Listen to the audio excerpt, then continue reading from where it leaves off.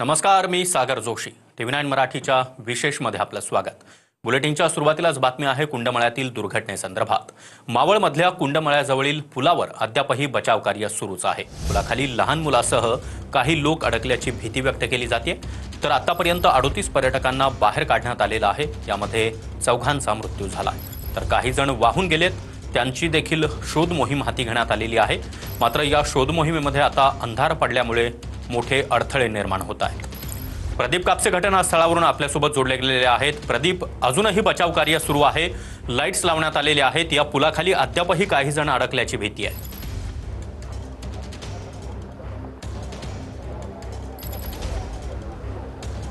सागर, अगदी बरोबर आहे. खरं तर रेस्क्यू ऑपरेशन जे आहे ते युद्धपातळीवरती सुरू आहे. अंधारामुळे या ठिकाणी लाईट्स लावून जो गर्डर पडलेला होता तो आपण पाहतोय की क्रेनच्या साहाय्याने बाहेर काढला जातोय. 2 मंत्री घटनास्थळावरती आहेत.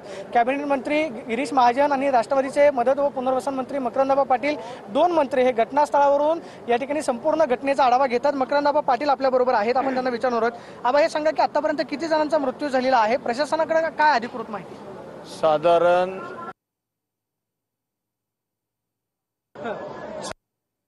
एका छोट्या मुलाची सापडलेली आहे.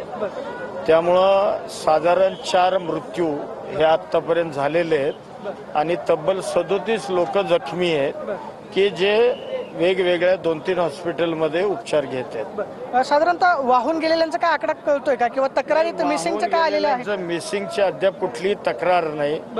जोपर्यंत त्यांचे कुटुंबीय पुढे येत नाहीत तोपर्यंत आपल्याला हा आकडा कळणार नाही. कारण वेगवेगळ्या भागातले आता कोण नक्की लोक या ठिकाणी आले होते, त्यामुळं तो आकडा प्रशासन असा अधिकृत आपल्याला सांगू शकतो. आता जर कदाचित कुटुंबियांची तक्रार आली नाही तर असं म्हणायचं की वाहून गेलेले नाहीत किंवा जे पडलेले होते त्यांना सुखरूपपणे रेस्क्यू केलं. हो, तसंच त्याचा अर्थ होऊ शकतो. कारण जोपर्यंत अब्स्कॉन्डिंगचा आकडा येत नाही, आता साधारण अजून एखादी बॉडी खाली आहे असं समजतंय. ती बॉडी निघाल्यानंतर खाली एक तलाव म्हणजे एक आडवा बांध आहे आणि त्या बांधावर सुद्धा एक टीम त्या ठिकाणी प्रशासनानं उभी केलेली आहे. जर एखादी बॉडी वाहून आली, फुगून वर आली, काय झालं तर त्यामुळं आणि कोण असेल तर ते आपल्या लक्षात येईल. परंतु जोपर्यंत त्यांचे कुटुंबीय येत नाहीत तोपर्यंत अधिकृत आकडा काही आपल्या लक्षात. जखमींची संख्या किती आहे किंवा अत्यावस्थेमध्ये काय रुग्ण आहेत का? साधारण 37 जखमी आहेत. अत्यावस्था काही फार आहेत असं माझी माहिती नाही, आलं का लक्षात.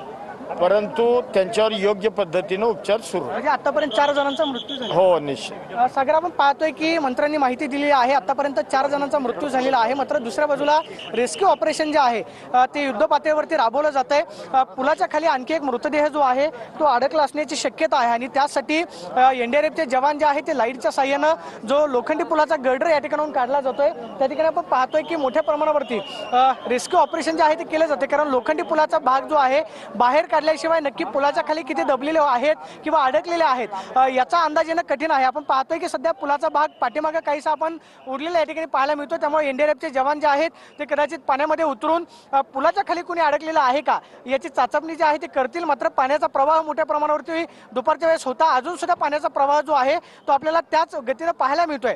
काही 1000 वेगानं पाणी जे आहे ते थेट नदीपात्रामध्ये जात आहे. त्यामुळे एनडीआरएफच्या जवानांना सुद्धा रेस्क्यू करण्यासाठी मोठी अडचण जी आहे ती दुपारपासून येत होती. मात्र रात्रीच्या वेळी आपण पाहतोय की जिकिरीचं बनलेलं आहे कारण अंधार आहे. त्यामुळे आपण एनडीआरएफचे जवान जे आहेत ते पाण्यामध्ये उतरून या ठिकाणून खाली कोणी अडकलेला आहे का याची चाचणी करतायत. दुसऱ्या बाजूला येण्याचा प्रयत्न केला जातोय. मात्र पुलाच्या खाली एक मृतदेह जो आहे तो अडकला असण्याची शक्यता प्रशासनाकडून व्यक्त केली जाते.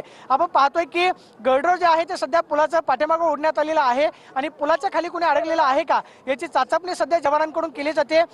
दुर्दैव म्हणजे आतापर्यंत 4 जणांचा याच्यामध्ये मृत्यू झालेला आहे. 37 जणांना सुखरूपपणे बाहेर काढलेलं आहे. प्रशासनाचं असं म्हणणं आहे की हरवलेल्या लोकांची तक्रार जी आहे ती अजूनही कुटुंबियांनी केलेली नाही. जर कदाचित ही तक्रार आली नाही तर याचा अर्थ की वाहून गेलेल्यांची संख्या कमी आहे असं म्हणावं लागेल. मात्र रेस्क्यू ऑपरेशन एनडीआरएफच्या जवानांकडून दुपारच्या वेळेस सुद्धा 1 तास करण्यात आलेलं होतं की नदीपात्रामध्ये कोणी वाहून